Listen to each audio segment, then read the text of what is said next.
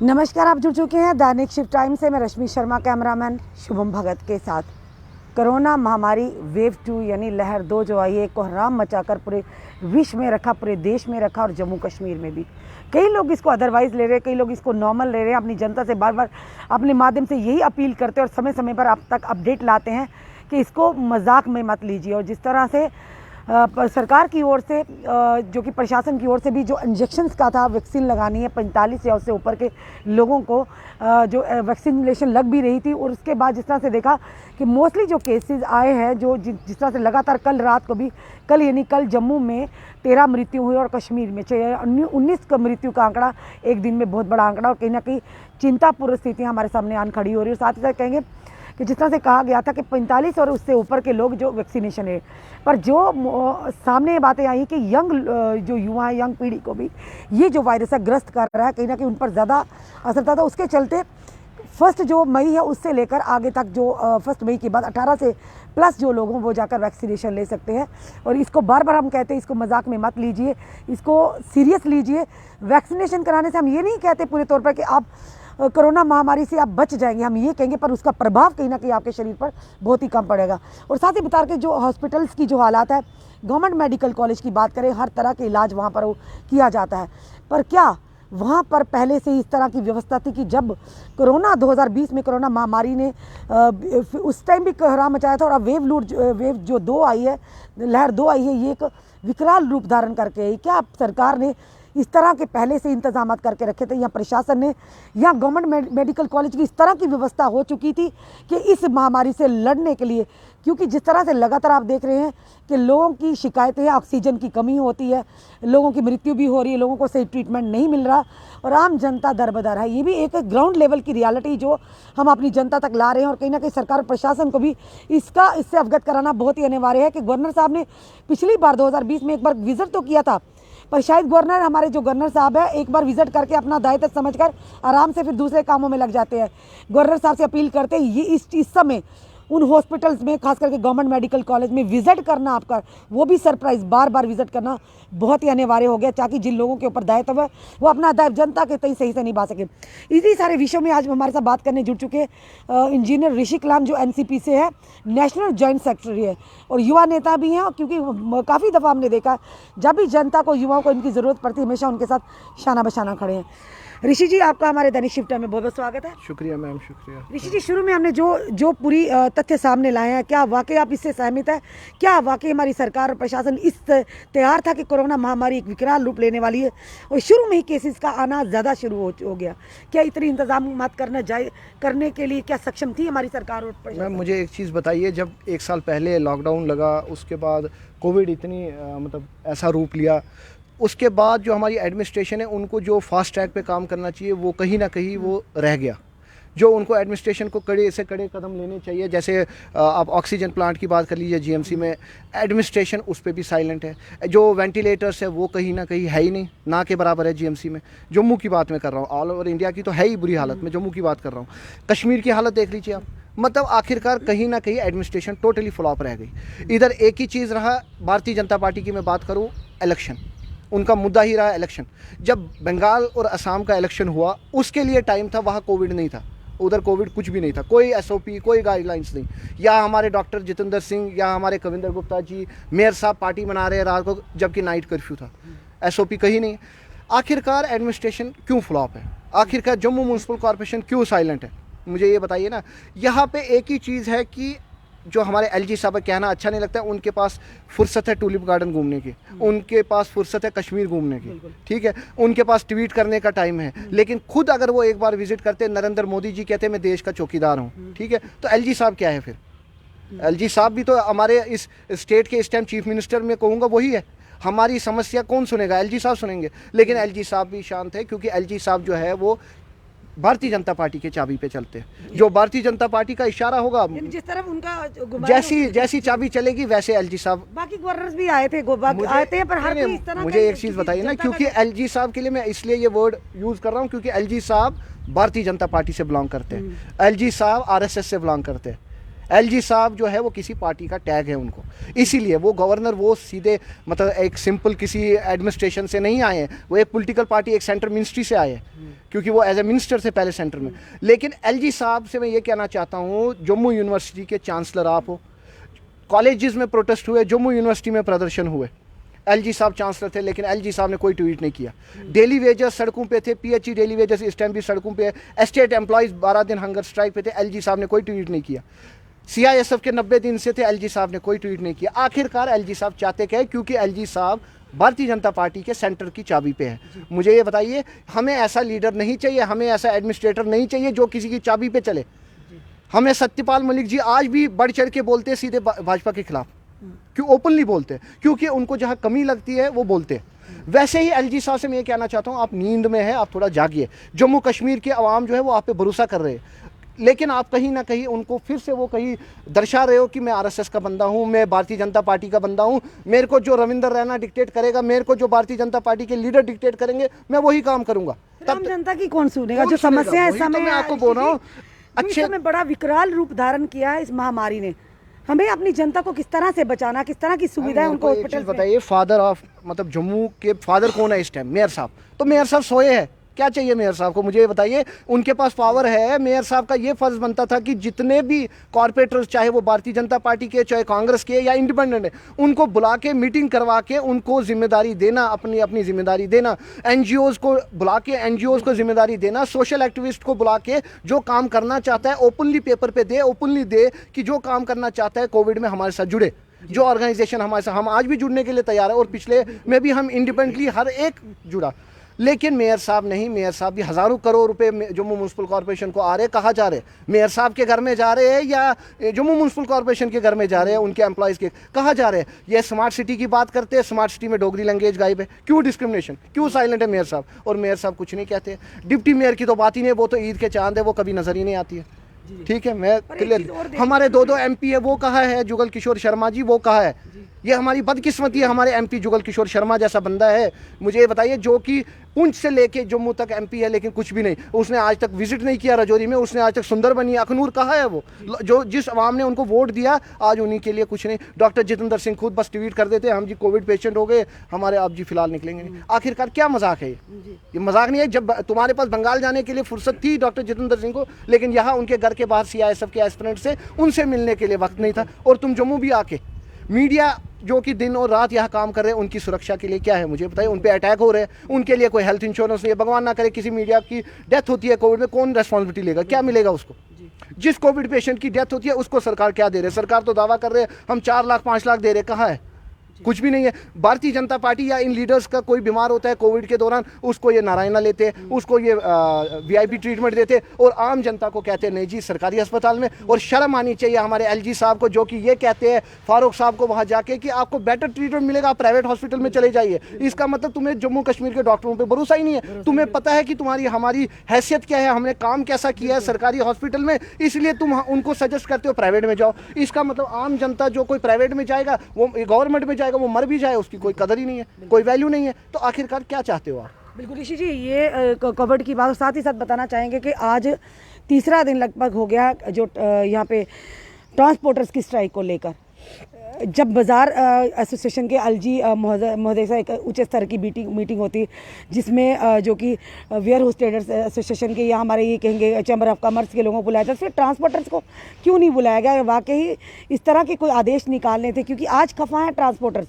उनका ये कहना, जिस तरह से आदेश होता है कुछ दिन पहले कि 50% कैपेसिटी के साथ, पहले तो होता है कि जो सिटिंग कैपेसिटी के साथ गाड़ियाँ, जो बसें और मेट्रो उतरेंगी सड़कों पर, पिछले एक साल से उसके बाद ऋषि जी, उसके बाद 2 दिन के बाद एक नया आदेश आ जाता है कि 50% कैपेसिटी के साथ गाड़ियाँ रोड पर उतारी जाएगी। यानी कि अगर बाकी चैम्बर ऑफ कॉमर्स के या वेयर हाउस एसोसिएशन के या ट्रेडर्स के जो मसले, आप लोग उनको बुलाकर उनसे बात करके उन मसलों को उजागर करते, बैठ कर जो भी आपस में बनाते हो तो वो उसको लागू करते हो उनकी रजामंदी से।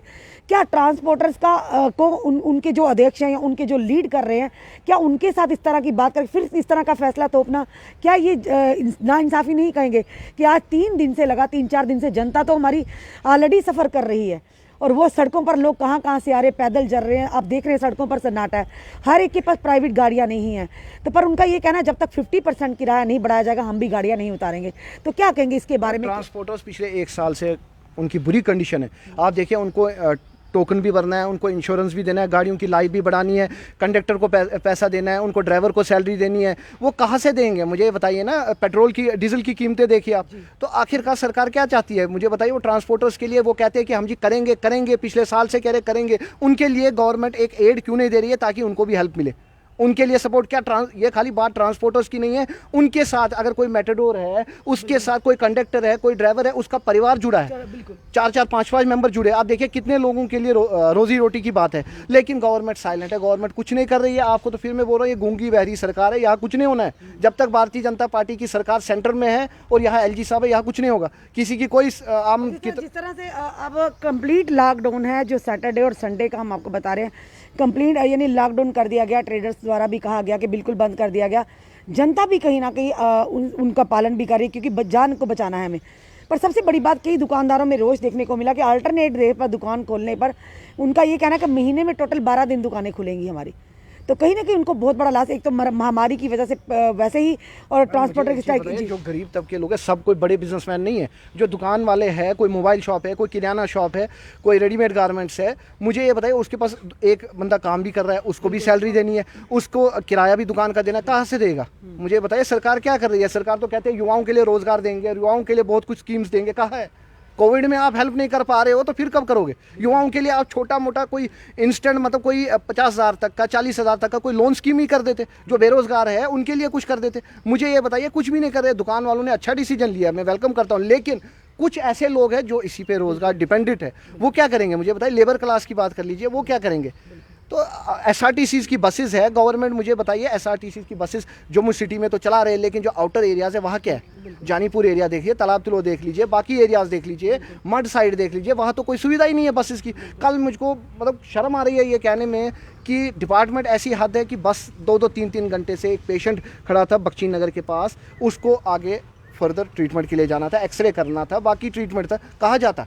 कोई ट्रांसपोर्ट ही नहीं थी। हर एक के पास 2 व्हीलर नहीं है, 4 व्हीलर नहीं है। लेकिन गवर्नमेंट को सोचना चाहिए, प्राइवेट बसेस का इस्तेमाल नहीं कर रहे तो गवर्नमेंट का कर दीजिए। एसआरटीसी बसेस वहाँ पर हॉस्पिटल के 12 सी बसेस लगा देनी, 24 आवर सर्विस रख लीजिए, एम्बुलेंस की सर्विस रख लीजिए, कुछ भी नहीं है। जनता की इतनी फिक्र है। आप नाइट कर्फ्यू तो लगा रहे हैं, मुझे ये बताइए, नाइट कर्फ्यू आपने लगा दिया रात के 10 से सुबह 6 बजे तक, किसी को इमरजेंसी हॉस्पिटल जाना कैसे जाएगा?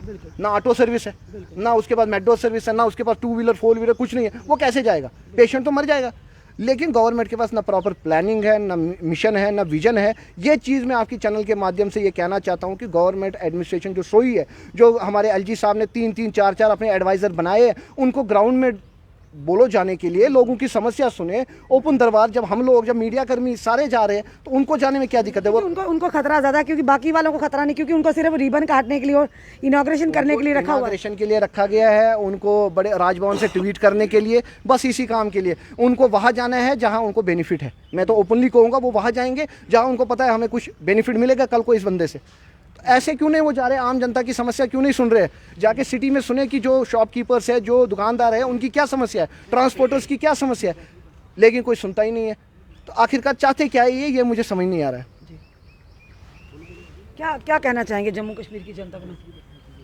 मैम, जम्मू कश्मीर के लोगों को मैं यही कहूँगा कि कोविड की गाइडलाइंस का फॉलो करें, क्योंकि एडमिनिस्ट्रेशन तो कुछ नहीं करेंगे। आप ही ने कुछ करना है, आप ही ने प्रिकॉशंस लेनी है, आपने सैनिटाइजर्स, मास्क यूज़ करना है। तो गवर्नमेंट की तरफ से आप भूल जाइए कि गवर्नमेंट की तरफ से कोई हेल्प मिलना है।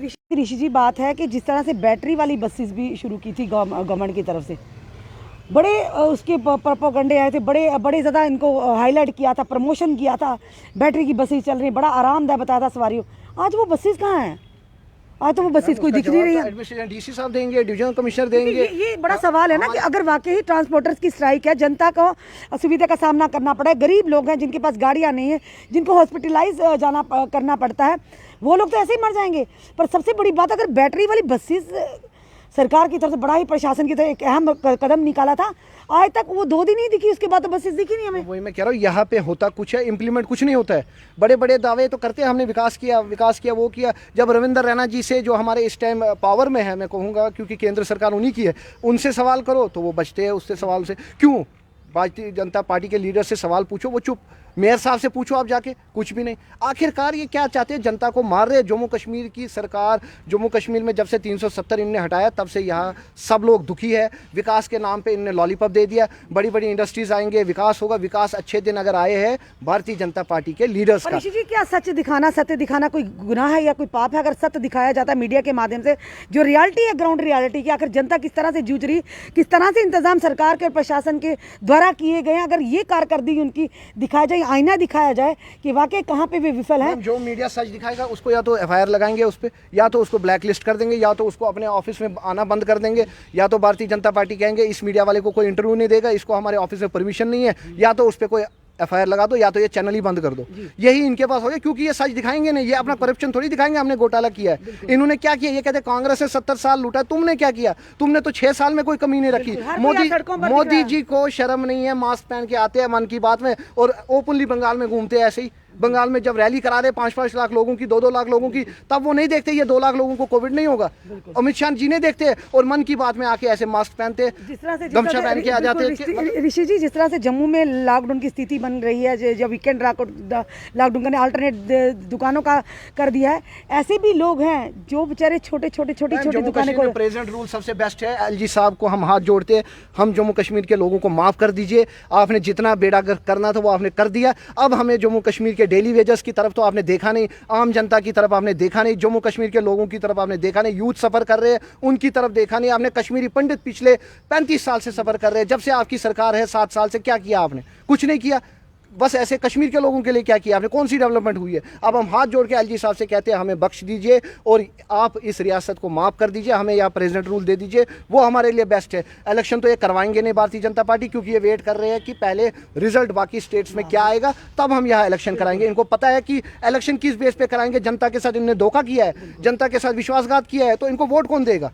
इनको तो कोई वोट ही नहीं देगा। चंद लोग जो इनके हैं, जो इनके इशारों पे चलते हैं, वही इनको वोट देंगे। आम जनता कोई नहीं देगा। चिनाब वैली की बात कर लीजिए, पुंछ की कर लीजिए, रूरल एरियाज की बात कर लीजिए, बद से बदतर कंडीशन है। आरएसपुरा चले जाइए, वहाँ रोड की कंडीशन देखिए, शर्म आनी चाहिए इनको। पता है, तीसरा से नेचुरल डिजास्टर आता, हमेशा जनता से उम्मीद लगाई जाती है और जनता समर्थन भी करती है। अभी आपने सुना कि ये जो एमपीज हमारे एक्स एमएलएज है, मिनिस्टर्स है, ये भी अपनी पेंशन क्यों नहीं कम करते हैं? मुझे बताए, लाखों रुपए इनकी पेंशन है, 1.5 2-2 लाख। और जो डेली वेजर एम्प्लॉय 225 रुपए लेता है पर डे, और ये 72 महीनों की बंद। वही तो आपको कह रहा हूँ, 2-2 साल से उनकी बंद है। और लेते भी कितने? 225 रुपए पर डे। और ये कितना लेते हैं? 1.5 लाख 2 लाख रुपए एमपी मिनिस्टर की सैलरी है, पेंशन है। आप बताइए ये कहाँ का इंसाफ है? इनका भी पेंशन बंद कर दीजिए। कोविड में अगर महामारी है, इसमें इनको भी कर दीजिए रिस्ट्रिक्शन की। हाँ जी, आपका हाफ करेंगे, क्यों नहीं कर रहा है कोई? बिल्कुल, बहुत बढ़िया बात कही है। धन्यवाद ऋषि जी हमारे साथ जुड़ने के लिए। एक बड़ा ही अच्छा सुझाव दिया। जितने भी एमएलए जिनकी लाख 1.5 लाख सैलरी है, ऋषि जी का ये सुझाव है हमारी सरकार के लिए भी और यहाँ के प्रशासन के लिए भी। कम उनकी सैलरी जो है हाफ ज़रूर होनी चाहिए। बिल्कुल सही कहीं ना कहीं सुझाव, और जनता भी इसका ज़रूर समर्थन करेगी। वही पैसा अगर जनता की तरक्की के लिए लगाया, जनता इस समय महामारी से जूझ रही है, उनके लिए राहत कार्य में लगा, तो ज़रूर कहीं ना कहीं थोड़ी सी राहत मिलेगी हमारी जनता को। ये थे ऋषि कलाम, एनसीपी के युवा नेता, नेशनल जॉइंट सेक्रेटरी एनसीपी के। बड़ी अच्छी वार्ता हुई और ये वार्ता सही में ग्राउंड रियलिटी जो एक आईना दिखाते सरकार और प्रशासन को दिखाए। इन्होंने बड़ी यानी बेबाकी से बातें रखी हो और वाकई ये बातें कहीं ना कहीं ग्राउंड लेवल की हैं, जो सच्चाई है। बार बार हम अपनी जनता से यही कहते हैं, अब आप समय वो आ गया है कि अपनी सुरक्षा की जिम्मेदारी आप खुद उठाइए, ना ही सरकार के लिए आप सिर्फ एक आंकड़ा है। बार बार हम यही कहते हैं, अपने परिवार के लिए आप उनकी ज़िंदगी हैं, आप जीने का सहारा है। तो ये अभी तक का अपडेट था। और साथ ही साथ कहेंगे जनता से मास्क पहनिए, घरों से बाहर अननेसेसरी नहीं निकलिए। और सबसे बड़ी बात, सरकार और प्रशासन बड़े बड़े आदेश निकाल रहे हैं, हमारी जनता उसे मान भी रही, चाहे बिजनेस को बंद करने की बात, चाहे वीकेंड लॉकडाउन की। क्या प्रशासन और सरकार ने राहत देने का कार्य किया हुआ है? क्या राहत देने के लिए हमारी जनता को पहले से तैयारियां कर रखी हैं? गवर्नमेंट मेडिकल कॉलेज की क्या सुविधा, जिस तरह से ट्रांसपोर्टर्स की स्ट्राइक है, क्या सरकार और प्रशासन इससे अवगत नहीं है? किस तरह से वहाँ के मरीजों की हालात बुरी हो रही है। वाकई बैटरी वाली बसें चलाई थी, बड़ी सुंदर सी बसें, बड़ी खूबसूरत सी बसें थी, मीडिया के माध्यम से उनको प्रमोशन भी मिला था, उनकी पब्लिसिटी भी हुई थी। आखिर किस अंधेरी गुमनामी में वो बसों को छुपा कर रखा गया?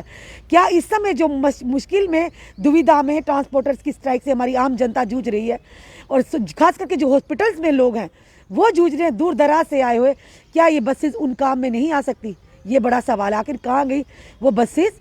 सिर्फ दिखाने के लिए, 2 दिन की दिखाने के लिए लोगों को एक लालीपॉप दिया जाता।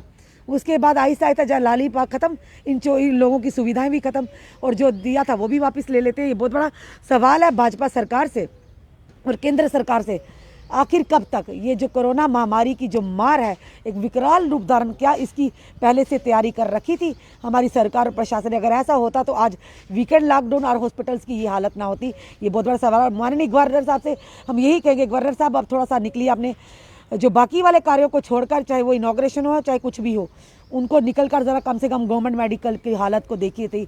मे भी आपके जाने से जिनके ऊपर दायित्व ये दिया है, कम से कम थोड़ा दायित्व अपना अच्छा से निभा सके, जनता को अच्छी तरह से सर्व कर सके। ये बहुत बड़ा सवाल है और देखते हैं आने वाले समय में क्या वाकई गवर्नर महोदय कष्ट करते हैं गवर्नमेंट मेडिकल कॉलेज जाने का, या उनके एडवाइज़र, शायद उनको खतरा ज़्यादा है, हमारी आम जनता को नहीं, या मीडिया कर्मियों को नहीं, या बाकी सिविल सोसाइटी के लोगों को नहीं, उनको ज़्यादा खतरा है। अरे महामारी ये घर में बैठे भी आपको पकड़ लेगी अगर जनता की आए लगी तो इसलिए अभी भी समय है, सुधर जाइए। हमारी जनता बेहाल में हो, उनकी बेहाली को ख़त्म कीजिए, उनके मुद्दों को देखिए। आने वाले समय में जो विश्वास है जनता का, ये कहेंगे कि कायम रहे, टूटे ना, जिस तरह से दिन ब दिन टूटता जा रहा है। तो जुड़े रहिए ऐसे हमारे साथ अगले अपडेट के लिए। जय हिंद, जय भारत।